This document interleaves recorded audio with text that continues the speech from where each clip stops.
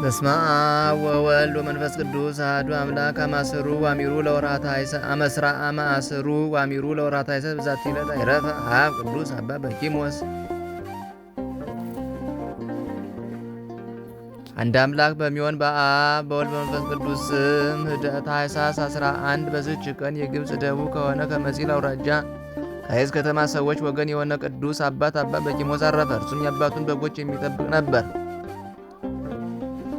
እድሜውም 12 ዓመት ሲሆነው ከእግዚአብሔር የታዘዘ መልአክ በጎልማሳ አምሳል ተገለጠለትና በአንድነት ሂደን እንመነኩስ ዘንድ ትሻለህን? አለው። እርሱም አዎን አለ። ሁለቱም ተስማምተው ወደ አስቄጥስ ገዳም በአንድነት ተጓዙ። 3 አረጋውያን መነኮሳትንም አገኙ። አባ በኪሞስም ከእርሱ ጋር 24 ዓመታትን ኖረ። ከዚህ በኋላ አባ በኪሞስ ከዚያ ተነስቶ የ3 ቀን ጎዳና ያልተጓዘና ሩቅ ወደሆነ በረሃ ውስጥ ገባ። ሰይጣናትን በሪያዎችና በዘንዶዎች አምሳል ሆነው መጡበት። ሊነክሱትም አፋቸውን ከፍተው በከበቡት። እርሱ ግን ያጋንንትን ሐሳብ አወቀ። እግዚአብሔርም ኃይል እፍ አለባቸው። በዚያን ጊዜም ተበተኑ። እርሱም ወንዝ አገኘ። 7 ቀን እየጾመ በዚያ 3 ዓመት ኖረ። በሱባኤውም መጨረሻ በመሃል እጁ ተምር መልቶ ያንን ይመገባል። ውሃም በጥቂቱ ይጠጣል። 2400 ጊዜም በሌሊት እንዲሁም በቀን 2400 ጊዜ አቡነ ዘበሰማያትንም ይጸልያል። ከዚህ በኋላ 40 ቀን እየጾመ 24 ዓመታትን ያህል ኖረ። 40ውም ቀን ሲፈጸም አንድ ጊዜ ይበላል። ከዚህ በኋላ አንድ ጊዜ ቆዳው ከአጥንቶቹ ጋር እስኪጣበቅ 80 ቀን ጾመ። በዚያንም ጊዜ የእግዚአብሔር መልአክ ይበላና ይጠጣ ዘንድ እንጀራና ውሃን አመጣለት። ያም ውሃና እንጀራ ሳያልቅ እስከ አረፈ ድረስ ብዙ ዓመታትን ኖረ። ፈጣሪ እግዚአብሔርን በሌሊት ራእይ ተገልጦ ወደ ሀገሩ እንዲመለስ አዘዘው። በዚያን ጊዜ ተነስቶ ሄደ። ወደ ሀገሩም ደርሶ በዚያ ታናሽ ማደሪያ ጎጆ ሰርቶ በውስጡ ብቻውን የሚኖር ሆነ። ወደ እርሱም ለሚመጣ ሁሉ መጠጊያና ወደ በጎ አለኝታም ሆነ። ሰዎችም ሁሉ በትምህርቱ እየተጽናኑ ኖሩ። ንጹሕ በሆነ አምልኮቱ በትሩፋቱና በተጋድሎ መንፈሳዊ ቅናትንም ይቀኑበት ነበር። በአንዲት ዕለትም ከእግዚአብሔር የታዘዘ መልአክ ተሸክሞ ወደ ኤፍራጥስ ምድር አደረሰው። በዚያ ሀገር ሰዎች በመተላለፍ ከእውነተኛ ሃይማኖት ወጥተው ነበርና ሁሉንም ወደ ቀናች ሃይማኖት ወደ በጎ ምግባር መለሳቸው። ከዚያም ወደ ቦታው ተመለሰ። አንድ ጊዜም ሽጦ ምግቡን ያገኝ ዘንድ አገልግሎቹን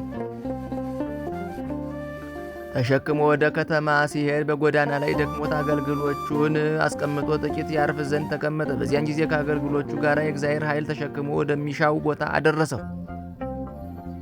በዚያንም ወቅት አባ ሲኖዳ ከፍተኛ የዕንቁ ባሕሪ ምሰሶ በራእይ አየና ይህ ታላቅ ምሰሶ ምንድን ነው ብሎ ደነገጠ። የእግዚአብሔርን መልአክ ተገልጦ ይህ አባ በኪሞስ ነው አለው።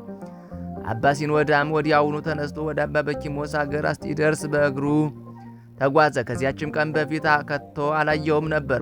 በተገናኙም ጊዜ እርስ በርሳቸው ሰላምታ ተሰጣጡ። አባ በኪሞስም ወጥ ሊያበስል ወደደ። አባ ሲኖዳንም ይህችንን ሥራ ያዛትና ሂደ ውሃ ቀድተህ መልተህ አምጣልኝ አለው። በዚያን ጊዜ አባ ሲኖዳ ተነሳና ያችንን ሥራ ተሸከማት። ውሃውንም ቀድቶ መልቶ አመጣለት። ወጡንም ፈልቶና በስሎ አገኘው። በዚያንም ጊዜ አባ በኪሞስ መሆኑን አወቀ።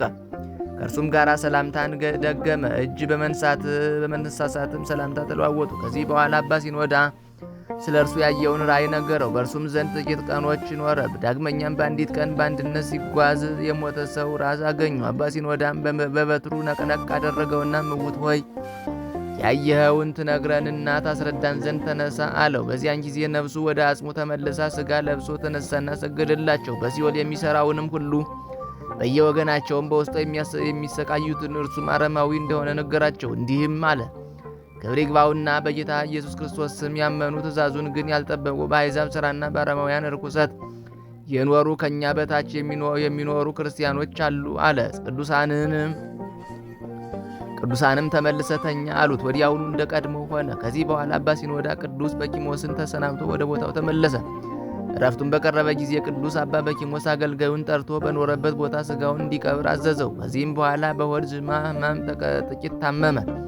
ቅዱሳንን በአንድነት ወደ እርሱ ሲመጡ አያቸው። በዚያን ጊዜ ነፍሱን በእግዚአብሔር እጅ ሰጠ። መላእክትም ወደ ኢየሩሳሌም ሰማያዊት እስካደረሷት እያመሰግኑና እየዘመሩ አሳረጓት። መላ ዕድሜውም 70 ዓመት ሆነ። 12 ዓመት በዓለም ውስጥ 58 ዓመትም በምንኩስና ሥራ ኖረ። እግዚአብሔር ምስጋና ይሁን። እኛንም በዚህ አባት ጸሎት ይማረን፣ በረከቱም ከእኛ ጋር ትኑር ለዘላለሙ አሜን።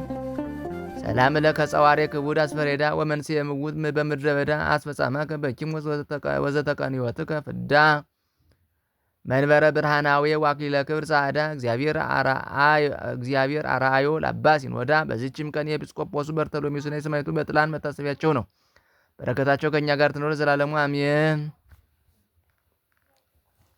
ሰላም ለከ በርተሎሜዎስ አቡነ ዘደለወከ በርት ኤጲስቆጶስ ከዊነ እምጽድቅ ኩሉ ዘይጸናነ ኃይለ ጸሎትከ ይዕቀብ ኪያነ በአምሳለ ብንት ዘያቅብ አይነ። ሰላም ልደትከ ቴዎድሮስ ፍስሐ ገጽ አምሳለ ፍሬ ስርናይ